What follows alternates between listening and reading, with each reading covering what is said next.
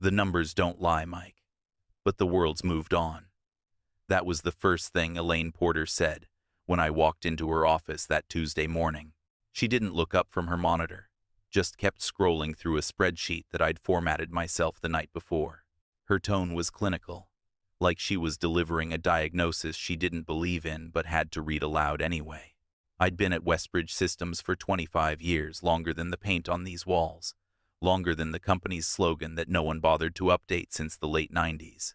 My name's Michael Rourke, 52 years old, senior account executive, though that title never changed, no matter how many quarters I broke records.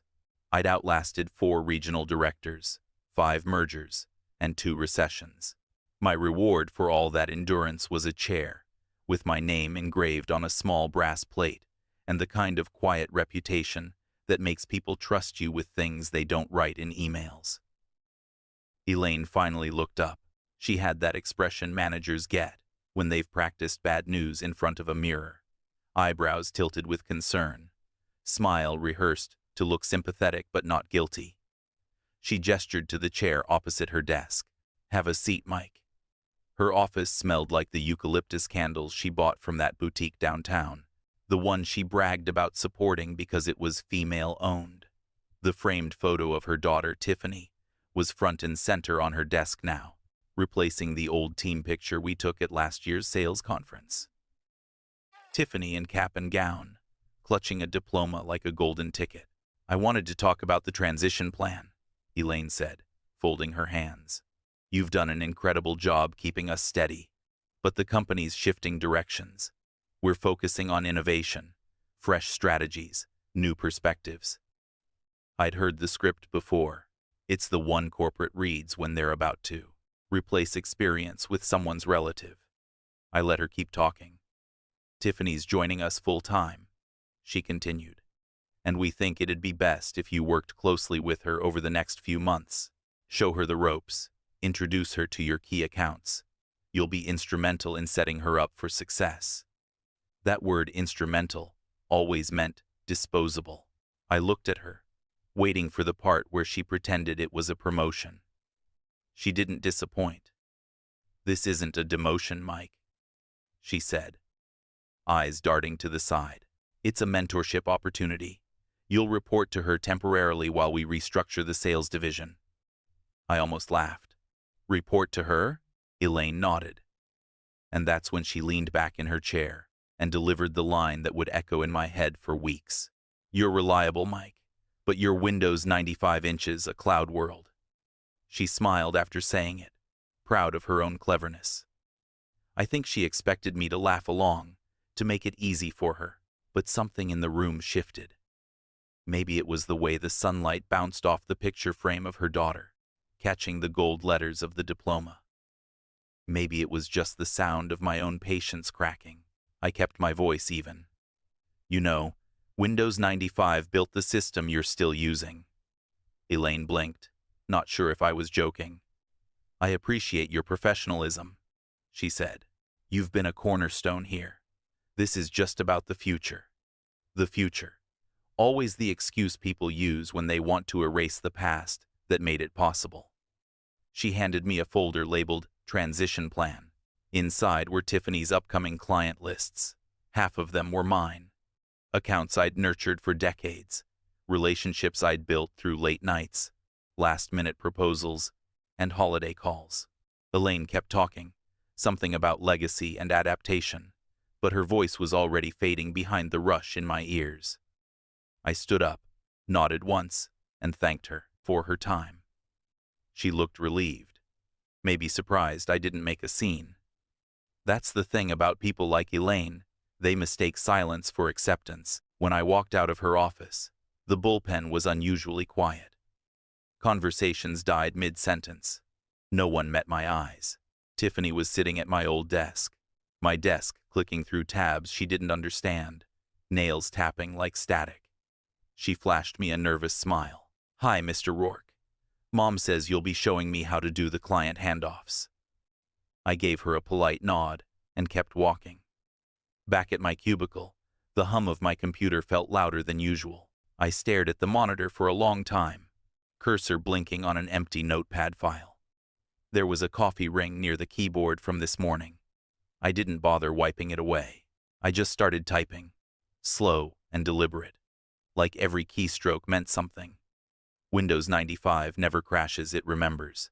Then, I hit save, closed the screen, and sat there listening to the low, steady buzz of a machine that still worked perfectly.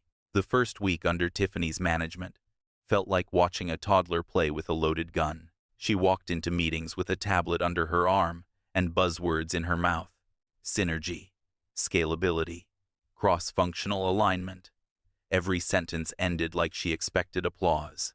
She'd talk over me, explaining strategies I'd implemented before she was out of high school. The rest of the team nodded along, because that's what you do when the boss's daughter is talking. I just took notes, the way I always had. Every mistake she made found its way to my inbox. A client didn't get their quarterly projections. Must have been my fault for not clarifying expectations. A report went out with the wrong margins, and she blamed legacy formatting issues, which apparently meant me. Elaine echoed it word for word in our next review. Mike, we all need to modernize how we work. Tiffany's trying to streamline communication, but it's a learning curve for everyone. Her tone made it sound like I was the one struggling to keep up. I'd trained Elaine 20 years ago, when she was a junior associate fresh out of business school. Back then, she'd shadowed me on client calls, asked questions about negotiation strategies, and thanked me after every meeting. She'd been ambitious, sharp, the kind of person who understood what competence looked like because she'd had to earn it. Somewhere between then and now, she'd learned that power was easier to inherit than to build. I used to admire her. Now, I just studied her. Late one afternoon, Tiffany leaned on my cubicle wall, scrolling through her phone. Hey, could you send me the Westbridge financials for the third quarter? Mom said I should review them before Friday's exec sync. I told her the files were confidential until finalized. She rolled her eyes. I have clearance. I'm management. She said it like a spell that made rules disappear. I forwarded her the sanitized report and went back to work. That night, while updating the client database, I noticed an unusual data ping, an outgoing email from Tiffany's account, flagged by the automated system. Attached was the same spreadsheet she'd asked for, sent to a Gmail address I didn't recognize. I opened the header log and saw the name, Blake Sanders. A quick search pulled up a social post of Tiffany and a man in a polo shirt, arms around each other at a wine bar. Her caption read, "Work hard, play harder." I took a screenshot, not out of malice, not yet, just habit, documentation. That's what saves people when the truth starts to melt under office politics. The next few days blurred together more mistakes, more polite humiliation. Tiffany misquoted pricing to a client, costing us a deal we'd cultivated for years. She blamed an outdated template. Elaine backed her up in the debrief. HR sent a memo about embracing adaptive leadership. The language was so polished it almost sounded meaningful. I smiled through it. I'd learned that silence unsettles people more than anger. Every evening, I drove home through the same stretch of freeway, headlights tracing the cracks in the asphalt. My condo was small, quiet, filled with the kind of furniture you keep because it works, not because it matches. I'd make a pot of coffee, open my old ThinkPad, and run code I'd written decades ago just to hear the fan hum like a heartbeat.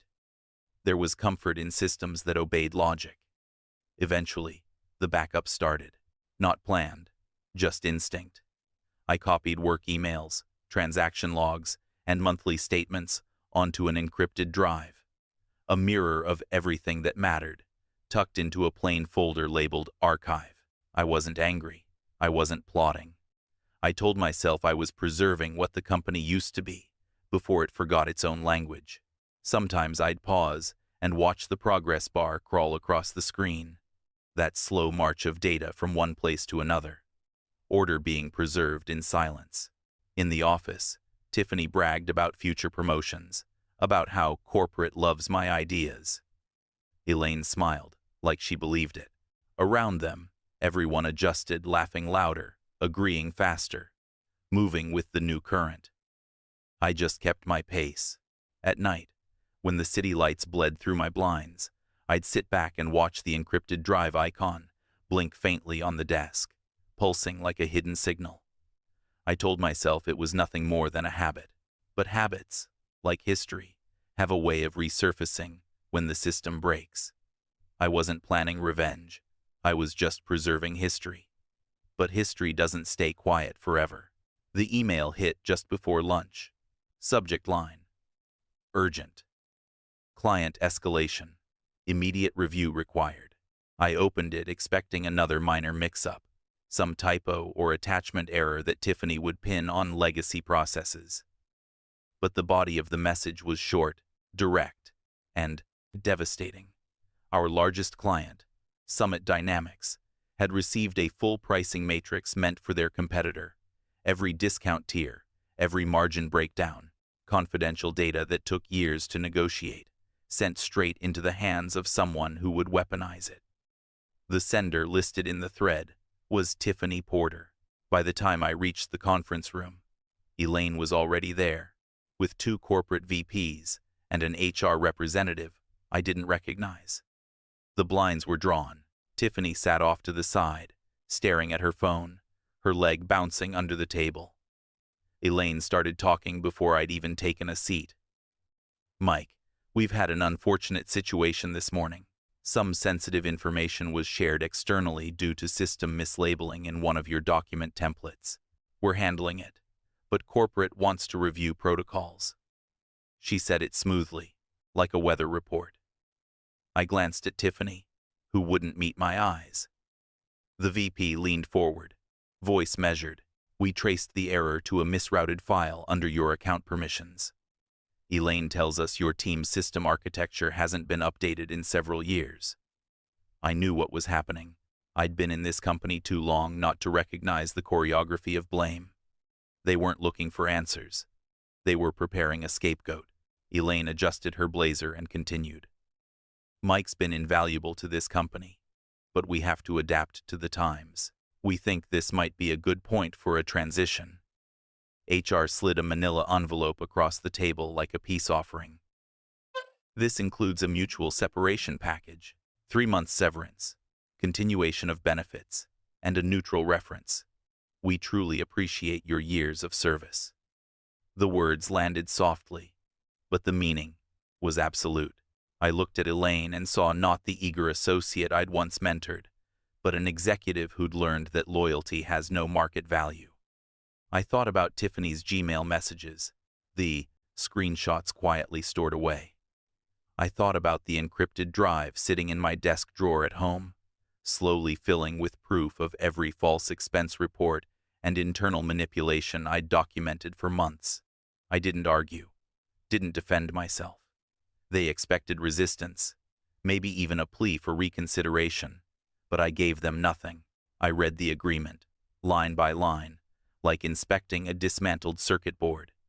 No hidden clauses, no surprises, just the slow erasure of 25 years reduced to a few typed paragraphs. "I'll sign," I said. The room exhaled. Elaine managed a small, relieved smile. "We really do wish you the best, Mike."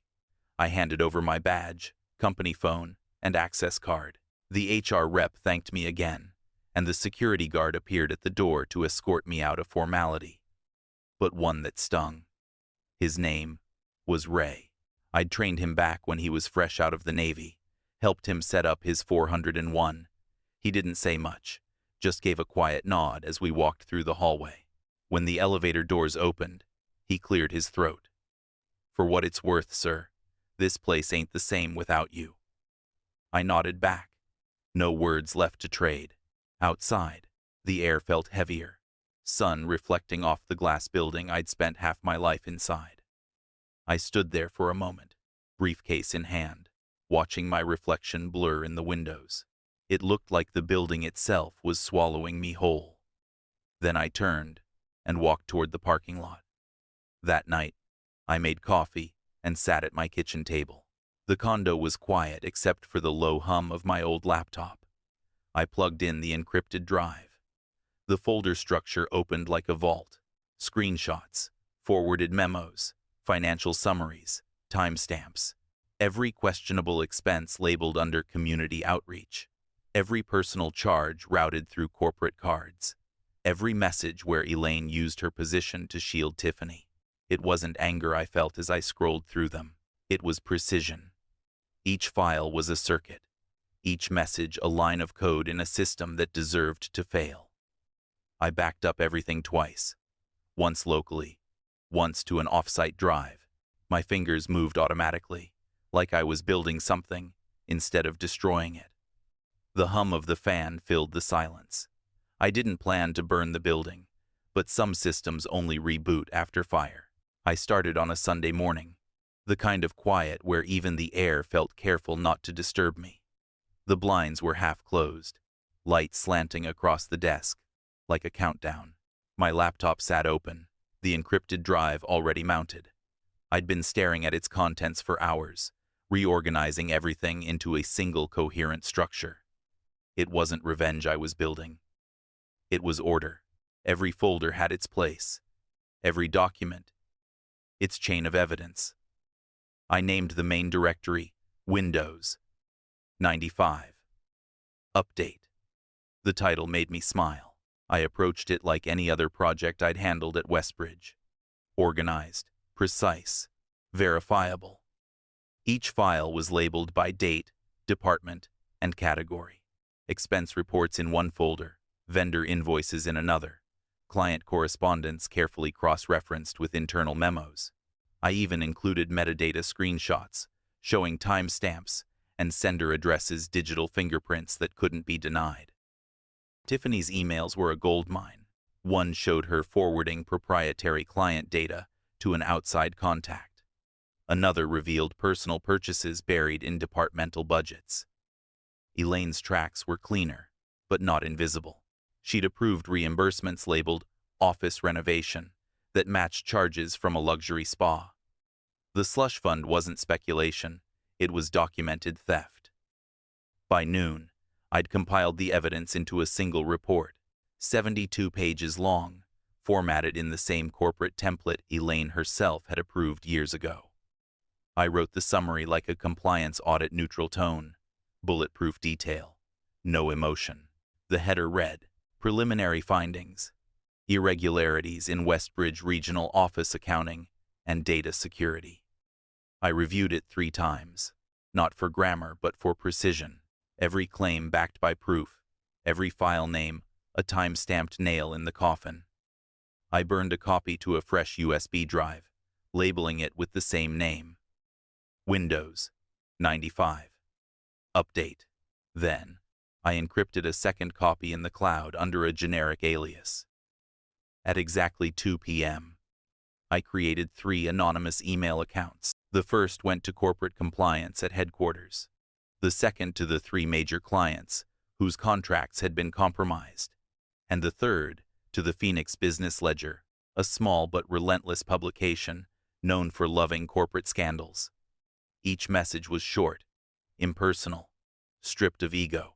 Attached, you'll find documentation regarding financial and data misconduct at Westbridge Systems' Phoenix office.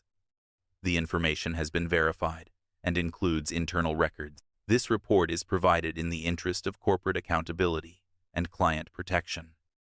I attached the dossier, read the message one last time, and hovered over the send button.